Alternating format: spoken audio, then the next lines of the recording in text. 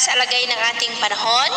ngayong tanghali po ng October 2, 2024 na kung saan sa ngayon ay patuloy pa rin natin na binabantayan ang napakalakas na bagyong Julian na mayroon pong international name na Kraton na tinagurian din po yan na pinakamalakas na bagyo sa buong mundo ngayong taon po ng 2024 sa kasalukuyan.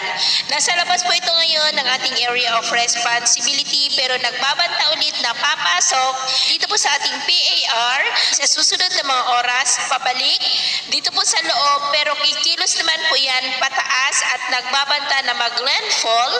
mamayang gabi hanggang bukas po dyan sa may southern Taiwan. Kaya sa atin pong mga kababayan na nasa Taiwan, iba yung pag-iingat lamang po dahil nagbabanta na tawirin ng bagyo hanggang bukas ang malaking bahagi po ng Taiwan at posibleng sa Biyernes pa yan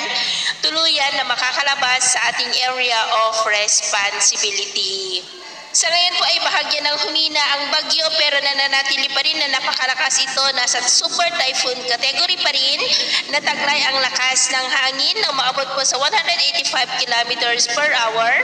habang nasa layo po ng 290 kilometer northwest ng Itbayat, Batanes. At sa atin naman pong long range forecast, maliban sa pamumuo ng mga sama ng panahon sa silangang bahagi ng ating bansa, ay wala naman pong bagyo na nakikita na kasunod ng bagyong Julian na lalapit o tatawid po sa ating bansa for the next 2 weeks. Pero posible pa rin po ang mga pagbabago kaya patuloy po tayong mag-antabay sa mga susunod po na updates. At sa lagay ng ating panahon, ngayong tanghali ay generally fair weather naman po sa malaking bahagi ng ating bansa pero dahil sa trough ng bagyo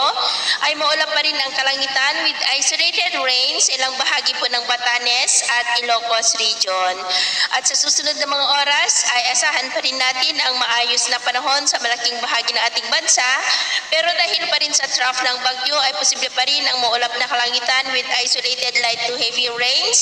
sa ilang bahagi ng extreme northern Luzon at Ilocos region at maulap ang kalangitan with isolated rains rin sa ilang bahagi po ng Mindoro provinces, Legazpi, maging po sa ilang bahagi ng Palawan, Aklan, Samar, Basilan, Zamboanga Peninsula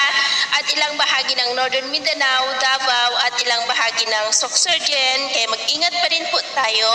sa mga banta pa rin ng mga pagbaha at pagguho ng lupa. At sa atin naman pong mga baybayin,